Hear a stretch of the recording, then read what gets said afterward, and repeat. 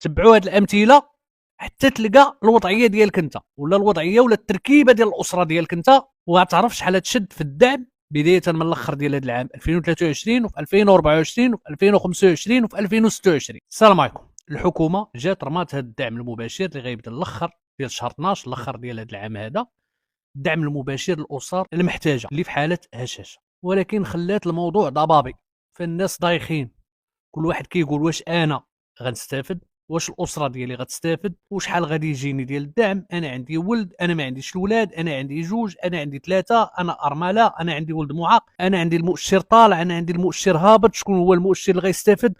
خلات الضبابيه ما وضحت للناس حتى شي حاجه، وكتكثر لهم كالعاده المعلومه. اليوم غادي نحاول نقربكم كل واحد على حسب الحاله ديالو، على حسب الوضعيه ديالو الاجتماعيه، واش عازب، واش مجوج، واش عنده وليدات، واش ما عندوش، واش ارمله، واش عنده ولاد معاقين، شحال عدد افراد الاسره، شحال الوليدات عنده، على حسب كل واحد الحاله ديالو شحال غادي يجي ديال الدعم بدايه من الاخر ديال هذا العام، وشحال غادي يولي في 2025 وشحال غادي يولي في 2026.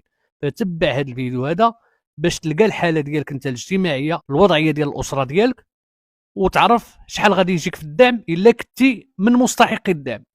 وغنبداو قبل بالناس اللي ما غيجيهمش الدعم، باش بلا ما يتسناو وبلا ما يكملوا هذا الفيديو. الناس اللي ما غياخذوش الدعم هما الناس اصلا اللي مسجلين في الضمان الاجتماعي وكيتخلصوا على الوليدات وعندهم تقاعد ديالهم، اللي موظفين مع الدوله، اللي خدامين في شي شركه، اللي خدامين عند شي واحد وكيصرح بهم في الضمان الاجتماعي، هذوك بلا ما يتسناو هذا الدعم. الفئه الثانيه هما الناس اللي خدامين عند راسهم، العمال غير الاجراء اللي سجلوهم مؤخرا في التغطيه الصحيه وتيخلصوا على راسهم، عندهم واحد المدخول، تجاره، مهنه، حرفه، فلاحه، اي حاجه، وصنفوهم انهم تيخلصوا على راسهم.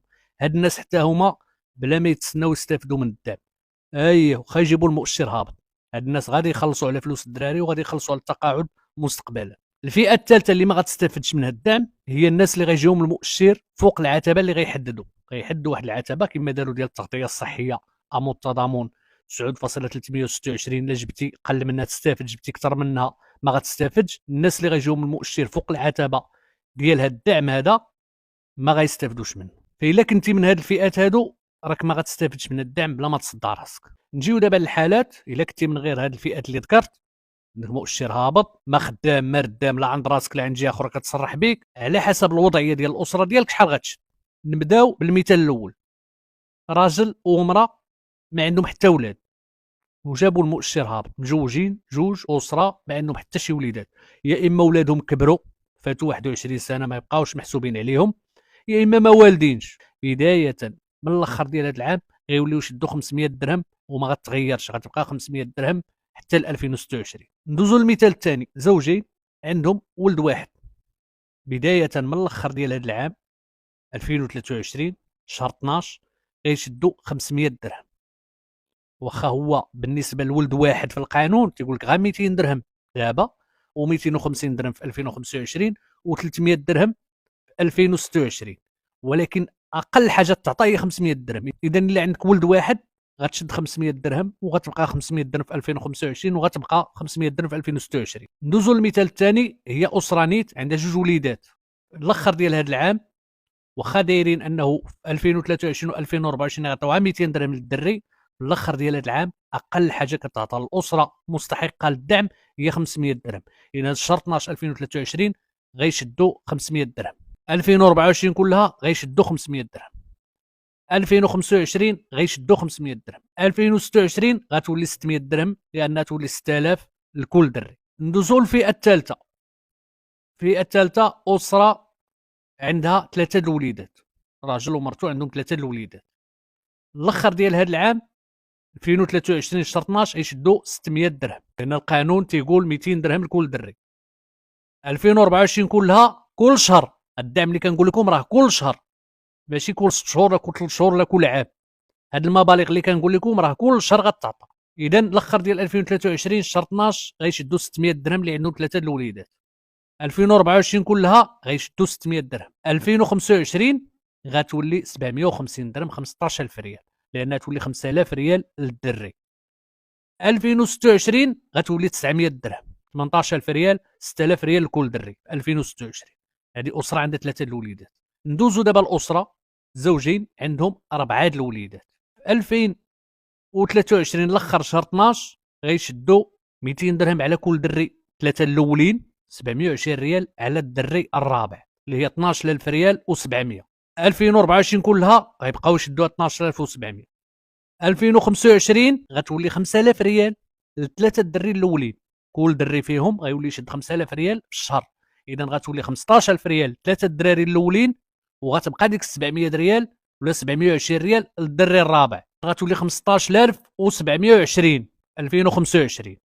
2026 غتولي 6000 ريال لثلاثه الدراري الاولين، كل واحد فيهم 6000 ريال، اذا 18000 ريال، والدري الرابع غتبقى ديك 720 ريال، اذا هي 18720. ندوزو لمثال اخر، تبعوا هاد الامثله حتى تلقى الوضعيه ديالك انت، ولا الوضعيه ولا التركيبه ديال الاسره ديالك انت، وغتعرف شحال تشد في الدعم بدايه من الاخر ديال هذا العام 2023 وفي 2024 وفي 2025 وفي 2026. وصلنا الاسره عندها 4 الوليدات، غندوزو دابا الاسره عندها 5 الوليدات، نفس الشيء بالنسبه اللي عندها 4 الوليدات، غتبدا ب 200 درهم لكل دري، ثلاثه الدراري الاولين، و720 ريال 36 درهم للطفل الرابع والطفل الخامس. اذا الاخر ديال هذا العام شهر 12 2023 غتشد 672 درهم 13440 ريال الاخر ديال 2023 و2024 كله. في 2025 من غيولي كل دري من ثلاثه الاولين كيشد 5000 ريال بلاصه 4000، غتولي 16440 822 درهم. 2026 غتزاد الاول والثاني والثالث 50 درهم، غتولي 300 درهم لكل دري منهم، اذا غتولي 900 درهم 18000 ريال ثلاثه الاولين، و36 درهم و36 درهم اخرى للرابع والخامس 19440 ريال. ونفس الحساب بالنسبه للسادس، الا عندك الطفل السادس غدير هذا الحساب ديال الخمسه وغتزيد عليه 36 درهم ديال الطفل السادس، وهنا كيوقف الحساب. الا عندك السابع والثامن والتاسع كثرتي في الاولاد راه ما غتشد عليهم حتى ريال، اذا حد الطفل السادس كتشد على الرابع والخامس والسادس 36 درهم، وبالنسبه للاول والثاني والثالث كتشد في الاخر ديال 2023 شهر 12 600 درهم 200 درهم كل واحد. 2024 كلها نفس المبلغ. 2025 كتولي 750 درهم 15000 ريال 5000 لكل واحد من ثلاثه الاولين، و2026 غتولي 18000 ريال 900 درهم 6000 لكل واحد فيهم. نجيو دابا لحاله اخرى ولا مثال اخر، تبعوا هذه الامثله لعل وعسى تلقاو المثال ديال الاسره ديالكم. انا نحاول نذكر الامثله كاملين. اسره اخرى فيها زوجه ارمله مات لها الراجل وما عندها حتى شي ولد، وجابت المؤشر في حدود العتبه، قل من العتبه اللي غيحدوا للدعم، غتشد 500 درهم دابا في الاخر ديال هذا العام شهر 12، وغتبقى تشد 500 درهم دائما كل شهر.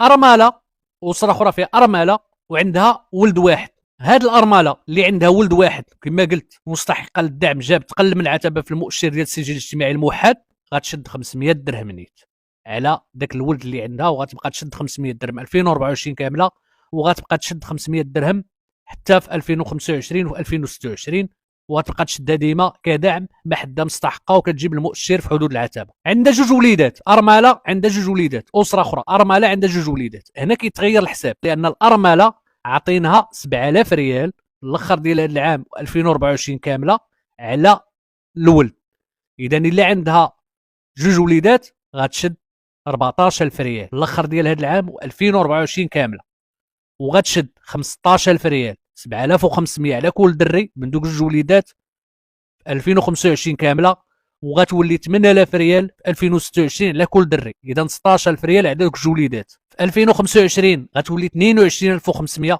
7500 ريال على كل ولد من دوك ثلاثه الوليدات، وفي 2026 غتولي 24000 ريال 8000 ريال على كل ولد من دوك الوليدات. ونفس الشيء اللي ذكرنا في الامثله السابقه بالنسبه للرابع والخامس والسادس، الارمله غتولي تزاد 720 ريال على كل واحد فيهم، والسابع والثامن والتاسع وانت طالع ما تشد عليهم حتى ريال. نجيو دابا لمثال اخر، اسره عندها طفل معاق، طفل واحد معاق، غتشد على هذا الطفل بالضبط الا عندها اطفال اخرين ماشي في حاله اعاقه غتشد عليهم المبالغ اللي ذكرنا على حسب الحاله ديالها شحال عندها من طفل.